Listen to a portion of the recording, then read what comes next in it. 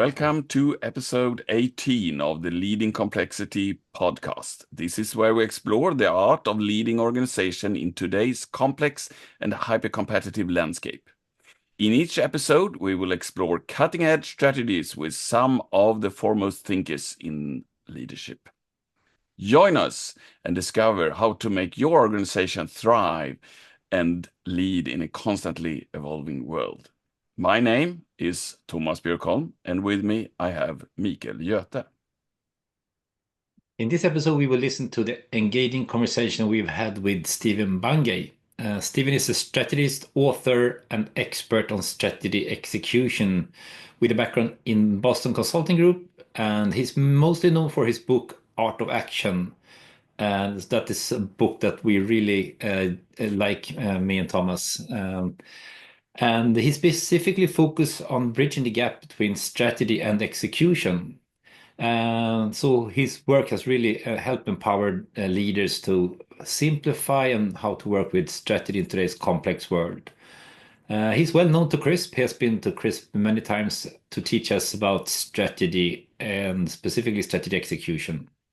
Yeah, and most leaders, they think that strategy execution is really hard and difficult. What is Steve's take on strategy execution? Yes, so whenever I meet clients, they mostly agree that it's not so easy to execute on strategy. And Stephen has a really nice way of explaining this. He has something he calls the three gaps. And to explain it, we can start with our expectations or our wish. And we wish that we could have an outcome that we want to have. And then we want to create plans for that. And then we will take actions according to the plans and we will get the desired outcomes. But that is not kind of how reality works. So that is just our expectation. In reality, things are more complex. So the plans is not perfect. It's based on imperfect knowledge. In complexity, you can never get the perfect knowledge. So the first kind of gap Stephen brings up is the knowledge gap. We don't have perfect information. Secondly, we could wish for that people just follow our plans and took the exact actions that we have kind of described. But as we know, people will not just follow plans. People are also complex and they will do what they think is the best, and they might not follow the plans. So there's a gap in alignment. And thirdly, even worse, and our actions might not lead to the actual intended outcomes. So we could have the wrong actions or insufficient actions or whatever. So the third gap is the effective gap.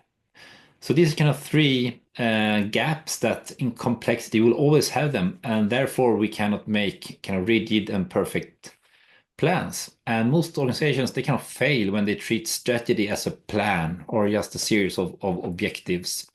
So according to Bungay, strategy is a decision-making framework that should help and guide you and navigating this complexity and guide you in decision-making. Interesting. Now let's look at the interview. Oh, hello, Stephen. How nice to have you. How nice to have you in the program of Leading Complexity. For those who don't know you, briefly, who are you? Okay, well, I started my business career in the early 1980s at the Boston Consulting Group, and I spent close to 20 years there in the London and Munich offices. And then I left and joined a group called the Ashridge Strategic Management Center. We were all ex-BCG and McKinsey partners, and actually discovered that McKinsey partners aren't as bad as we thought they were when I was at BCG, and we all got on fine. And the subject that I worked on was strategy execution. And I published a book in 2010 called The Art of Action, which was reissued just in the summer of 2021 to give a 10th anniversary edition. And it's been selling steadily, and it's mainly what I work on these days. How nice to hear. So this program will be about complexity. So why do you think that leaders should care about complexity? Well, I think if I were forced to name the single biggest barrier to successful execution, I would say it is complexity. Complexity leads to confusion, it creates ambiguity, it's very difficult to see your way through. The danger is that people jump to conclusions and try to simplify it in a simplistic way. But the challenge for senior leaders is to master complexity and understand the simplicity, the simple truths that lie behind it. Oh, yes. So you're mentioning leaders and the complexity. What would you say are the biggest challenges for leaders that are facing complexity? Yeah, well, I think the people who are best able to deal with this are usually people who have a great deal of operational experience, but can also zoom out from all the details of the day-to-day and see how they all fit together. Because the art is really grasping the essential point, what really matters, the drivers of business success, and articulating those and being able to put that message across so that the people who really need to hear it do hear it and understand it. And that's quite a big challenge, actually. It takes a lot of time, effort, and debate to do that. Oh, yes. So when it comes to what you are talking about, what would you say is your key message to leaders that are navigating in complexity? I'd say there's one thing not to do, which is to make detailed plans, because the future's not yet been fully determined. But you do have to set a compass heading. You have to turn activity into action, which is activity plus direction. And in order to do that, you have to simplify the complexity. What's not been made simple can't be made clear, and what's not been made clear will not get done. And the way to do that is to work through what you really, really want. To quote the Spice Girls, tell me what you really, really want. Never mind all the KPIs and work plans and initiatives and goals and all the rest of the stuff. What is the essential point? To explain that to your people with the context, and then let them go away and have a think and come back and tell you what they're going to do as a result. And then you have a debate about that. And that process goes on at all levels in the organization. This, yes, sounds so simple when you're talking about it, but when you had your session, what would you say that typically the participants will bring with them? Well, I think they'll understand that it takes a lot of effort to do this. I think as you say, the principles involved are very easy to understand, but it's difficult to do because it means acquiring a skill. This business of setting direction is something that is not actually commonly taught anywhere, not in business schools as far as I know, but it's a core part of an executive's job. And so I'm going to give you some examples of people who've actually managed to do that, to simplify complexity in a meaningful way, and introduce you to some techniques that you can actually practice at work. The technique of what I call strategy briefing and back briefing. So it's a technique and a process, and basically encourage you to have a go. And the more often you do it, the better at it you will get. It's hard to start, but the rewards, if you continue, can be very great. Wow. I'm really looking forward to the session you have October 12th. So thank you very much for this preview, if we can call it that. And I just wish you a very good summer. And again, looking very much forward to hear you again. You're such Thank you, Thomas. Source of wisdom. Yes. Thank you very much. Interesting. Let's explore some key concept. Stephen mentions that action is actually activity plus direction. This might need some clarification. Yes. So he differs between the words action and activity. And the idea is that just being busy, doing a lot of things, that is what he calls activities. But if you also add the direction, like you are doing an activity that is aligned with the company strategy, then you have what he calls an action. So that's why he makes a difference. So activity with intention. Kind of, yes. So then he also talks about briefing and back briefing. What does he mean with that? Well, this is a very important concept from Stephen, and he talks about the leader's role are about creating clarity, and they do that by briefing. And he also says that this is about answering the Spice Girl question, because a very famous song from Spice Girls is they are singing this, tell me what you really, really want.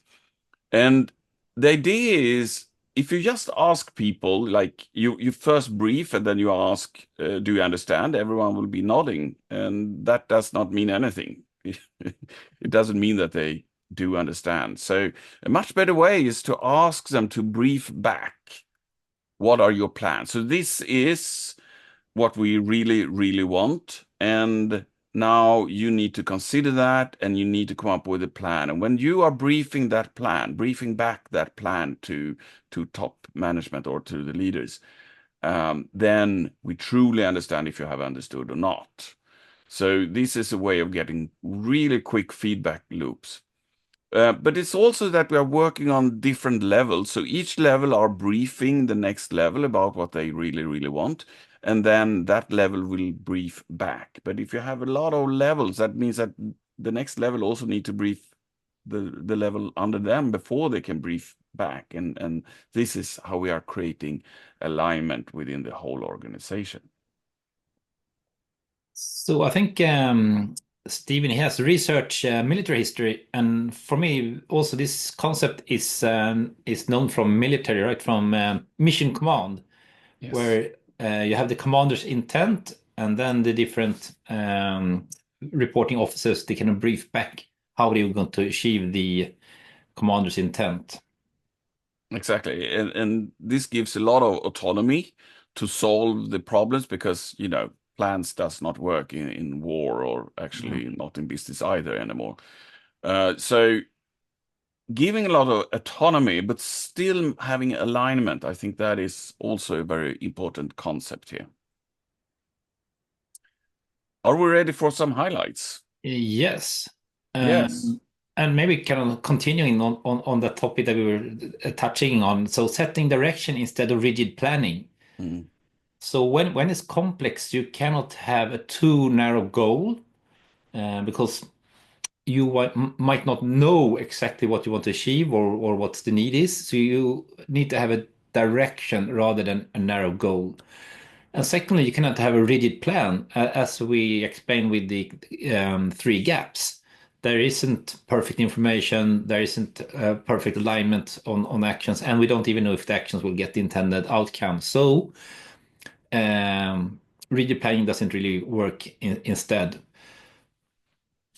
Yeah, so this is, as Stephen is saying, that detailed plan about the future and thinking that the future is predictable. Yeah, It's not work, because the future is not yeah. predictable. And I say this is a common pitfall that companies have treat the strategy as a plan, or they have a roadmap and say this is a strategy, but that's just a plan. So you need instead kind of work with direction, kind of boundaries or guardrails, and help you to kind of navigate and having a learning process. And the strategy is kind of defining this playing field and helping you in everyday decision making. Yes. So, moving on to my highlight here, and this is a quote I like to tell people. And what Stephen is saying is, if you don't make things simple, you can't make them clear. And if they are not clear, they won't get done. And I think this is actually connecting quite well back to the last episode that we had with Matthew Skelton. And here leaders are actually becoming those complicated subsystem teams, where the idea is to simplify, make it easy to understand what this mission is about and how the world works and all that. And I think it's here having skills in illustration and having a very good way of communicating is important. Yeah, so I think making things simple is basically, I think it's come up on almost every podcast that we have explored. So dealing with complexity, you need kind of use simplicity. But I think in one of the sessions we had Bonita Roy, and she also kind of brought up the pitfall of confusing a bit or oversimplifying, making things too simplistic, basically, so that you lose a lot of things. Like if you have something very complex and you break it down into its parts, each part is simple, but now we have lost the whole context and the system view. So she talked about releasing complexity rather than just reducing it to its parts. So I think we have to make it more simple to understand and communicate, and maybe untangle things that are kind of complicated put together, but without kind of losing the essential things. Exactly. So it's a hard balance here, right? Yes, yes, and kind of seeing things maybe from different perspective, from another level of first principles, and making things understandable without kind of losing important context. Exactly. So simplification when it comes to communication and understanding of the still very complex world, Yeah. simply put. Uh, okay, your highlight. Yeah, yeah. So one thing that also Stephen brings up is that people often jump too quickly into simplistic solutions and try to make sense of them. So again, as humans, as people, we want to go jump into the solution. But when things are kind of complex and uncertain, it's easy to think that we have the answer. Well, I have experience from a similar situation, and we just do like this. But that is kind of jumping to conclusion. And we have had Dave Snowden on our podcast, and he kind of says that in complexity, only thing that is guaranteed is that you will have unintended consequences. You cannot predict all the outcomes. So you need to be a bit careful. You need to have enough kind of orientation, situation awareness, understanding about the situation before you go into solution. But also it's not to overanalyze, because in complexity there is like infinite knowledge. We can easily get stuck in analysis paralysis. So it's having enough understanding of the current situation before we go into action. Oh, great. Okay, moving on to my last highlight, which is about actually how to lead in complexity in just one sentence. Stephen is saying, identify the essential goal, explain the context to your team, and then let them think about it. I think that is a beautiful way of explaining how to lead in complexity. Your last highlight. Yes. He also brings up the importance of that you have some operational experience of the things that you're leading. So basically, if you've been just trained as a manager in one area and been put into leading something that you're not really aware of, it's easy to take just decisions that are not really based in reality or the context.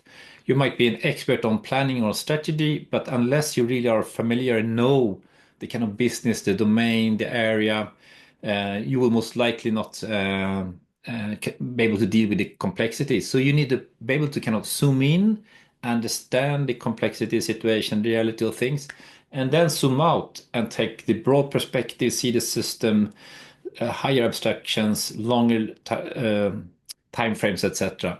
So it's kind of both ends, summing in, knowing details, knowing and understanding context, and then also having the broad picture. Yeah. Great.